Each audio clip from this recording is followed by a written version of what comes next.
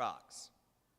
We see them every day, but do they really get the recognition they actually deserve? Don't fall asleep during my chapel and you'll find out, which I hope you wouldn't do anyway. There are three types of rocks: igneous, sedimentary, and metamorphic. All are rocks, but each type is special and is formed in its own way. Igneous rocks are created when magma solidifies and cools. Sedimentary rocks are created when particles settle in water and then slowly get compressed into a solid rock. And last but not least, metamorphic rocks are created when other types of rocks are put under different heats and pressures than where they were formed.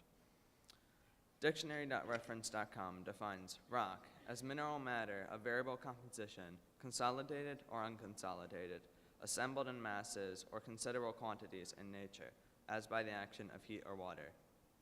But wait, what is this, you say? What kind of chapel topic is rocks? Well, planets like Mars, Mercury, and even Earth are made of minerals. If you didn't know already, which I think you do, rocks consist of minerals.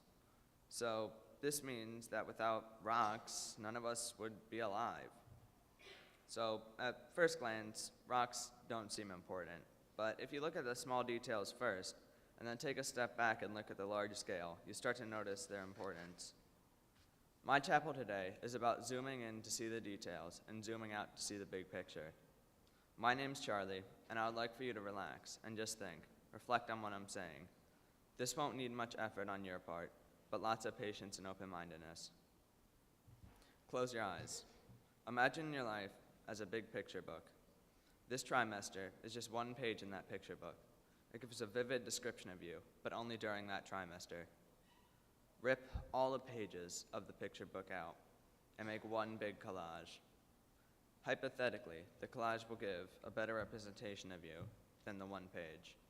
Each page is a detail, and the collage is the big picture. Creative writing is an amazing thing, and a great example of small details making a big picture.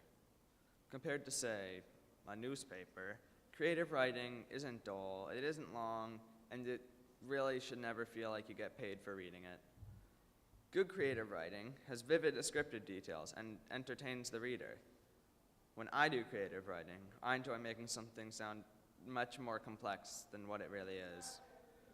I wanted to show you, the audience, what my creative writing sounds like. I will elaborate upon the following compound sentence. It became dark outside, and it got cold. It's not very interesting. It really sounds like something from a child's picture book. But now it's time to listen to what I wrote. The sun had set, and the moon had risen. For this day the light was over, and with the absence thereof wrought a bone-chilling drop of temperature.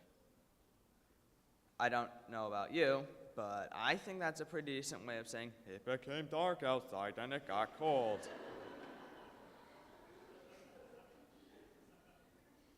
If you don't think that you could write something like that just instantaneously, don't worry.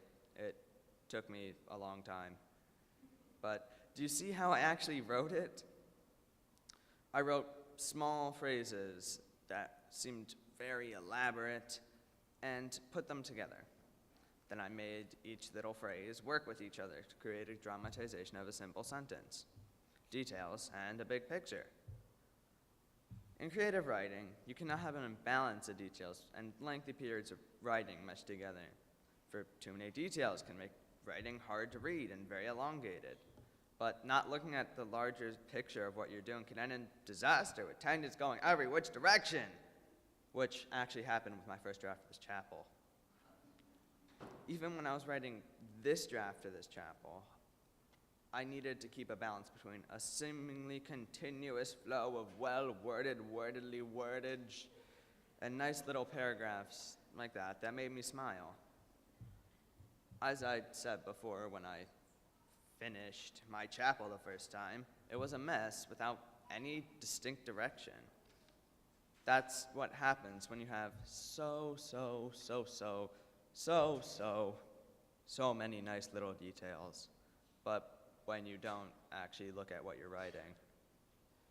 Not much of, once again, the initial writing I did for this draft of the chapel made it the cut to go into the final product. The paragraph might have been rewritten to be more consistent with the rest of the chapel, or I might have just erased them entirely because they were off topic. I really didn't look at what I was writing. Now, details in the big picture isn't always about creative writing. It can even be something about economics. It can be something as simple as 3 easy payments of $15.99. So, if you couldn't guess, the item you'll be buying doesn't just cost $15.99. The solution is just a simple math problem away. $15.99 times 3 is equivalent to $47.97. 3 easy payments? Forget that. That stuff costs 48 bucks.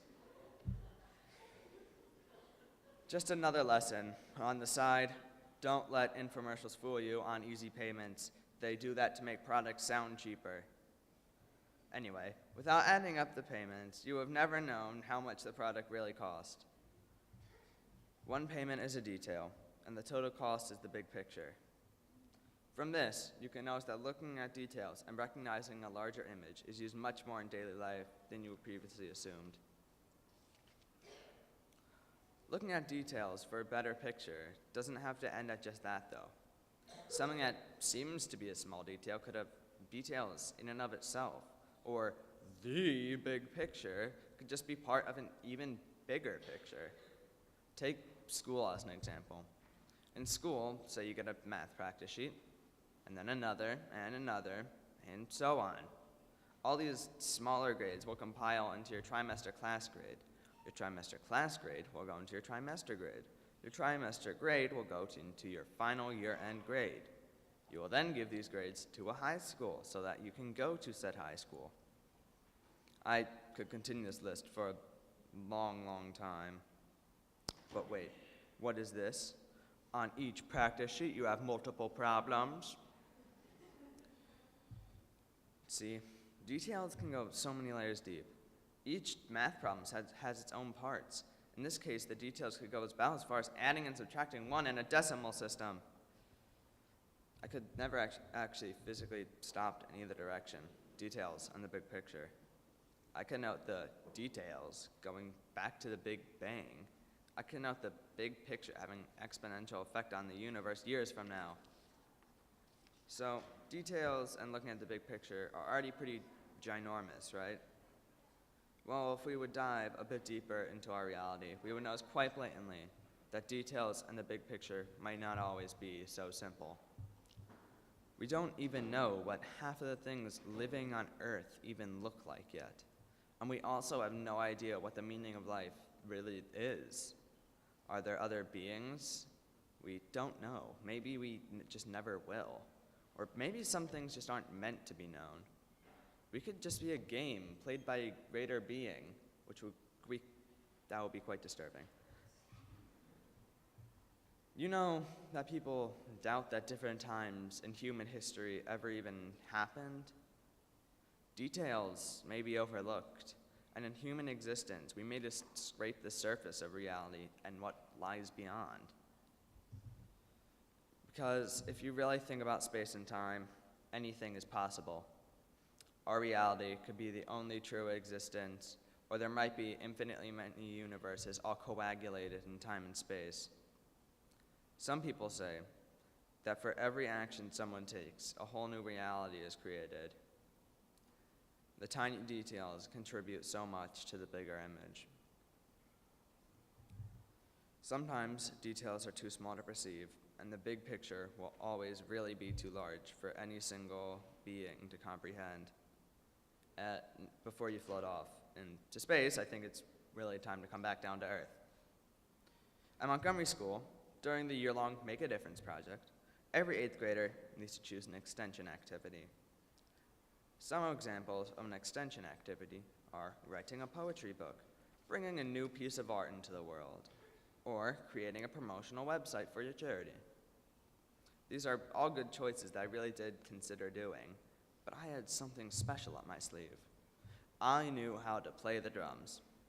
From all I know so far, I'm the only person making a song, which probably isn't true at this point, but I'm happy about that. I really do love being original. But my glorious plan to be the only person to play the drums had one small problem. I could play the drums and sing, but to make a song you kind of need more instruments.